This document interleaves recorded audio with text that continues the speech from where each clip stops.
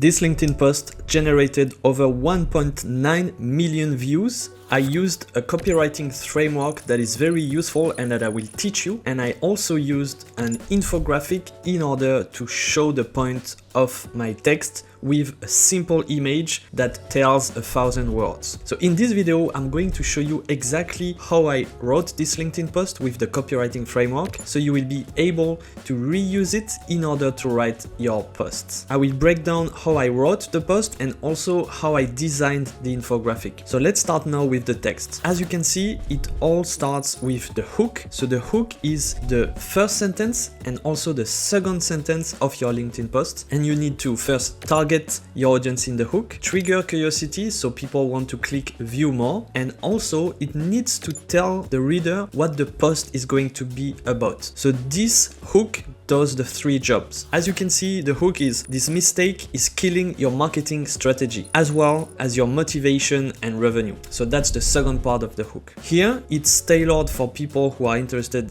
in marketing. It also triggers curiosity. They want to know what is the mistake, and also it gives an overview of what I'm going to talk about, which is the mistake killing the marketing strategy. Then what happens is people will click on view more and they will be able to read the rest of the post. And you need to optimize your post for this because the algorithm will detect that people are clicking on view more and it will be a sign of interest. So LinkedIn will boost your posts. That's why triggering curiosity is very important. Then the second part of the post is what we call the body. So the text that is inside. And here I start by explaining directly what is the mistake, focusing on outcomes rather than the process. So here I don't want to have a deceptive hook. I don't want my audience to be disappointed where I promise something in the hook and then I don't give it straight away. So what I do is that I answer the hook right away. And then I give 3 examples. We need to find 20 clients now. We need plus 20,000 of monthly recurring revenue next month. And we need a 20% increase in conversion. Those are good objectives. You need them. So here after the list, I add a short sentence and then I introduce the problem. But you can't leave the meeting without a plan. So here is the main point of the post. The problem is when you are focusing only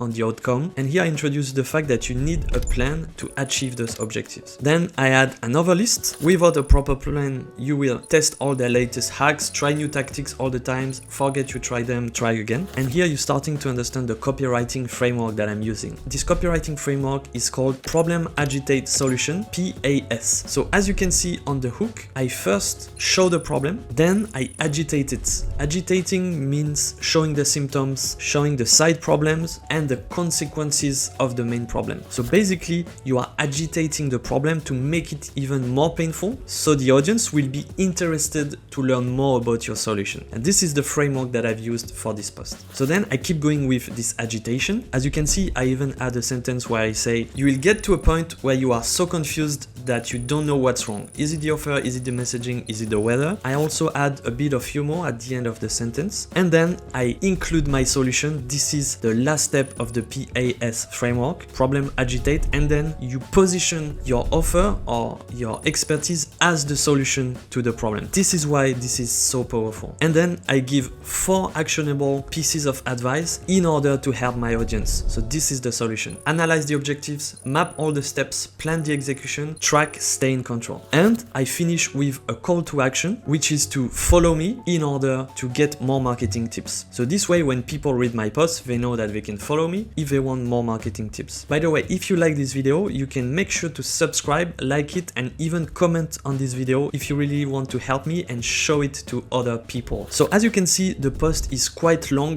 compared to other LinkedIn creators. I usually write long text posts, but I try to make it very easy to read and interesting because in my opinion, a piece of content is not too long when it's very interesting for your audience. So make sure that you are talking about a pain point or an objective of your audience that they really care about, so you will make sure to keep them reading. And by the way, this is a very important part on how to get more views on your LinkedIn posts. It's to increase the dwell time. So the dwell time is how long does your readers stay on the post. If they stay on your posts for a long time, it will show to the algorithm that this post is interesting for this specific type of audience. audience, so the algorithm will boost your posts in order to show it to more people. So the dwell time is very important and you should optimize for this metric. Alright, now let's talk about the image that I've used inside the post. As you know, one image is worth 1000 words because you are able to illustrate an idea in a quick and simple way. And on social media, it's very important to use images because it will help you to stop the scroll, because people are scrolling on their phone and you need to grab their attention in order to explain your messages and to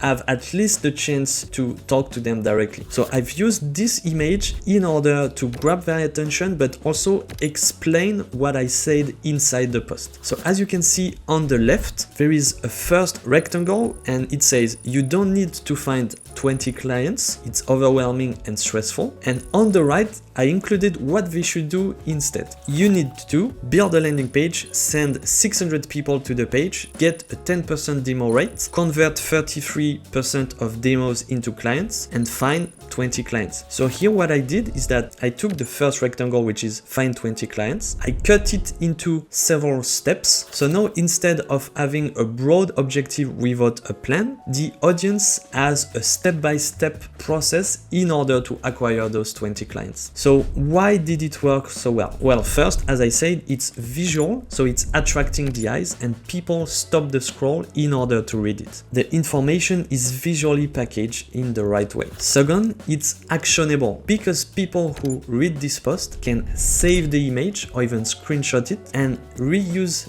this in order to do their calculation, for example, or even screenshot it in order to reuse this process to create their marketing strategy or at least to install a marketing tactic. So because it's actionable, they save it, they reuse it, and they might even follow me because they think that, okay, I will share more actionable tips in the future. And third reason why it worked so well, it's because it triggered some conversations in the comments. Why? Because as you can see on the right, this is a very simplistic way to explain a marketing funnel. Of course, you have other things to include inside the funnel. You have other possibilities. Maybe the percentage that I've used is not the one that other people have experienced. So this will trigger conversations because people will comment something like, hey, I think you are not using the right percentage. Hey, what do you think if instead of step 3 I do something else? You see, it sparks a debate on the process itself. And because this is an expert post, it's okay to debate. It's not something about my story or something else. So people are welcome to debate in the comments. And because of that, many people are also answering the comments of other people. So this sparks